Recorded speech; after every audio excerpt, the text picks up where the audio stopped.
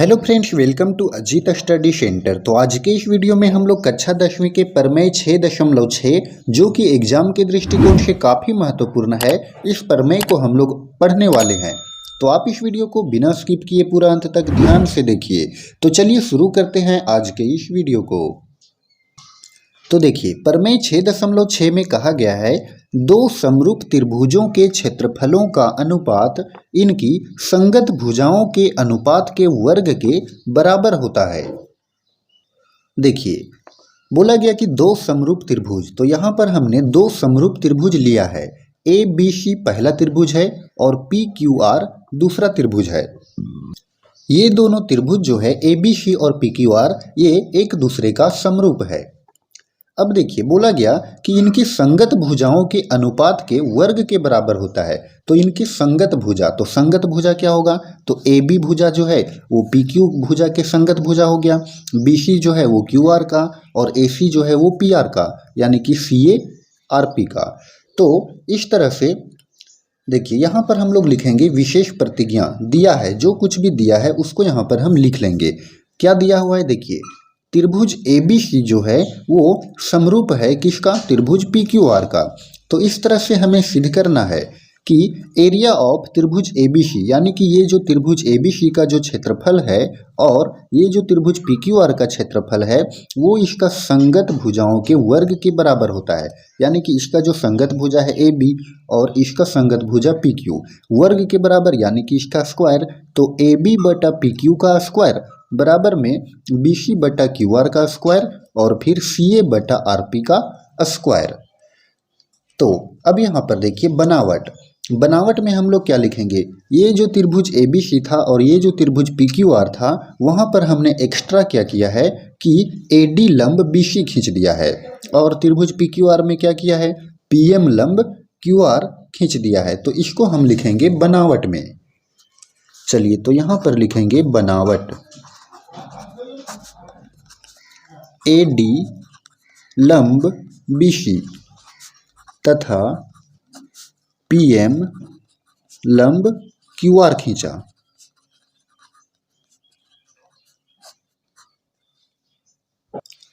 अब हम यहां पर आते हैं त्रिभुज में। देखिए, त्रिभुज अगर हम लेते हैं ए बी डी और पी क्यू एम, तो यहां पर हम लिखेंगे प्रमाण त्रिभुज ए बी डी एवं त्रिभुज पी क्यू एम में।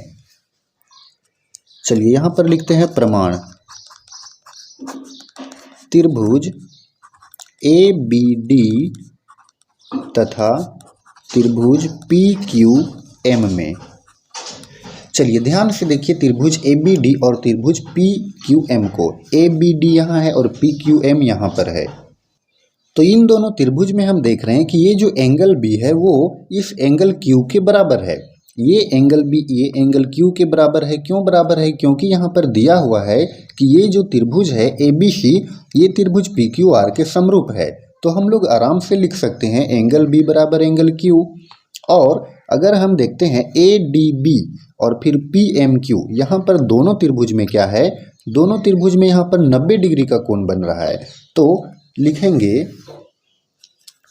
एंगल बी बराबर एंगल क्यू। एंगल बी और एंगल क्यू बराबर होगा। क्यों बराबर होगा, लिख देते हैं, चूंकि त्रिभुज ए बी सी जो है वो समरूप है त्रिभुज पी क्यू आर का। और फिर एंगल ए डी बी बराबर है एंगल पी एम क्यू का। कैसे बराबर है, क्योंकि ये दोनों जो है वो 90 डिग्री का कोण बना रहा है। यहाँ पर देख लीजिए, ए डी बी 90 डिग्री बना और पी एम क्यू 90 डिग्री बना। तो यहाँ पर लिख दिए दोनों के बराबर में 90 डिग्री, क्योंकि दोनों कोण जो है वो 90 डिग्री का बना रहे हैं। अब यहाँ पर देखिए, दो कोण बराबर हो गया। ये जो दोनों है वो क्या है, दोनों कोण है। तो यहाँ पर हम लोग लिखेंगे एंगल एंगल से त्रिभुज ए बी डी जो है वो समरूप हो गया त्रिभुज पी क्यू एम का। तो इस तरह से हम कह सकते हैं, अतः देखिए, अतः हम कह सकते हैं ए बी बटा में पी क्यू और बराबर में ए डी बटा में पी एम, ये हम कह सकते हैं, क्योंकि दोनों त्रिभुज को हम समरूप कर दिए हैं। तो ए बी बटा पी क्यू बराबर AD बटा PM, और इसको हम मान लेते हैं समीकरण फर्स्ट। चलिए इसको हम मान लिए समीकरण फर्स्ट। अब यहाँ पर देखिए, अब हम ले लेते हैं त्रिभुज ABC और त्रिभुज PQR में। तो लिखते हैं अब त्रिभुज ABC तथा त्रिभुज PQR में। देखिए, अगर हम इन दोनों त्रिभुज को अगर हम ध्यान से देखें ABC और PQR में, तो यहाँ पर देखिए, तो ABC त्रिभुज में BC जो है वो आधार है, और फिर AD क्या है, इसका ऊंचाई है। PQR त्रिभुज में QR क्या है, इसका आधार हो गया, और फिर ये जो PM जो है वो उसका क्या हो गया, ऊंचाई हो गया। तो इसका हम लोग लिखेंगे एरिया ऑफ ट्राइंगल ABC बटा में एरिया ऑफ ट्राइंगल PQR, और फिर यहाँ पर हम लोग लगा देंगे फॉर्मूला समकोण त्रिभुज का क्षेत्रफल। तो यहाँ पर चलिए पहले लिख लेते हैं एरिया ऑफ ट्राइंगल ABC और बटा में एरिया ऑफ ट्राइंगल PQR। देखिए, पहले हम लोग देखते हैं त्रिभुज ABC में। तो ABC में क्या है, तो समकोण त्रिभुज का क्षेत्रफल का सूत्र होता है 1/2 गुना आधार गुना ऊंचाई। तो 1/2 गुना आधार में हो जाएगा BC और ऊंचाई में हो जाएगा AD। और अगर हम PQR की बात करें तो 1/2 गुना QR हो गया आधार और PM हो गया उसका ऊंचाई। तो यहाँ पर लिखेंगे 1/2 गुना BC गुना AD, और PQR में लिखेंगे 1/2 गुना QR गुना PM।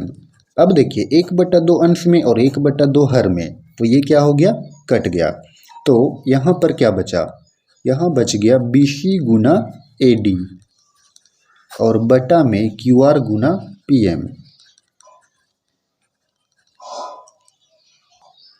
चलिए अब देखिए, ये जो यहाँ पर है BC बटा QR, BC बटा QR के जगह पर हम लिख सकते हैं AB बटा PQ, AB बटा PQ लिख सकते हैं, और यहाँ पर हो जाएगा गुना AD बटा PM।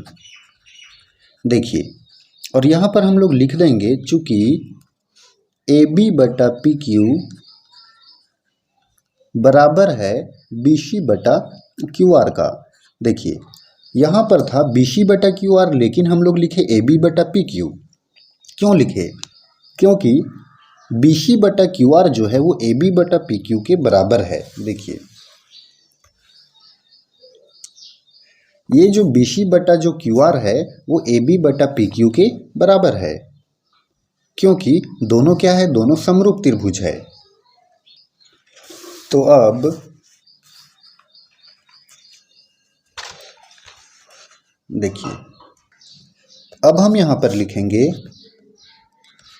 AB बटा PQ है, तो AB बटा PQ लिखे, और अब यहाँ पर AD बटा PM है, तो AD बटा PM के जगह पर हम AB बटा PQ लिख सकते हैं। देखिए, क्यों लिख सकते हैं, क्योंकि यहाँ पर हमारा समीकरण फर्स्ट में आया है AB बटा PQ बराबर में AD बटा PM, यानी कि AB बटा PQ के जगह पर हम लोग AD बटा PM भी लिख सकते हैं, और AD बटा PM के जगह पर AB बटा PQ लिख सकते हैं। तो यहाँ पर हम लोगों ने लिखा AB बटा PQ और गुना में AD बटा PM के जगह पर AB बटा PQ लिखा। ये हम लोग कैसे लिखे, तो ये लिखे हैं समीकरण फर्स्ट से। तो यहाँ पर लिख देंगे समीकरण फर्स्ट। तो इस तरह से AB का गुना जब AB में करेंगे तो AB स्क्वायर, और बटा में PQ का गुना PQ में करेंगे तो PQ स्क्वायर। तो इस तरह से हम कह सकते हैं AB बटा में PQ और इसका पावर में 2, यानी कि पावर में स्क्वायर, ये दोनों का एक बार हम लोग स्क्वायर कर दिए। तो इस तरह से हम कह सकते हैं एरिया ऑफ त्रिभुज ABC बटा में एरिया ऑफ त्रिभुज PQR। यहाँ पर देखिए, हम लोग एक भुजा को हम लोग बराबर कर लिए। देखिए, एक भुजा को जब हम लोग सिद्ध कर लिए, क्योंकि हम लोगों को सिद्ध करना था एरिया ऑफ त्रिभुज ABC बटा में एरिया ऑफ त्रिभुज PQR बराबर ए बी बटा पी क्यू का स्क्वायर। तो इसमें हम लोग क्या किए कि एक देखिए ए बी बटा पी क्यू का स्क्वायर को हम लोग जब सिद्ध कर लिए तो ठीक उसी प्रकार से ए बी बटा पी क्यू का स्क्वायर जब हो गया तो बी सी बटा क्यू आर का स्क्वायर हो जाएगा और सी ए बटा आर पी का स्क्वायर हो जाएगा। तो यहाँ पर हम लोग डायरेक्ट लिख देंगे ए बी बटा पी क्यू का स्क्वायर बराबर में बी सी बटा क्यू आर का स्क्वायर और बराबर में सी ए बटा आर पी का स्क्वायर। तो इस तरह से ये जो प्रमेय है 6.6 वो प्रूव हो गया। तो फ्रेंड्स आई होप कि आपको प्रमेय 6.6 अच्छे से समझ में आया होगा। तो अगर आपको ये वीडियो पसंद आया हो तो आप इस वीडियो को लाइक करें और चैनल पर नए हों तो चैनल को भी सब्सक्राइब कीजिए। धन्यवाद।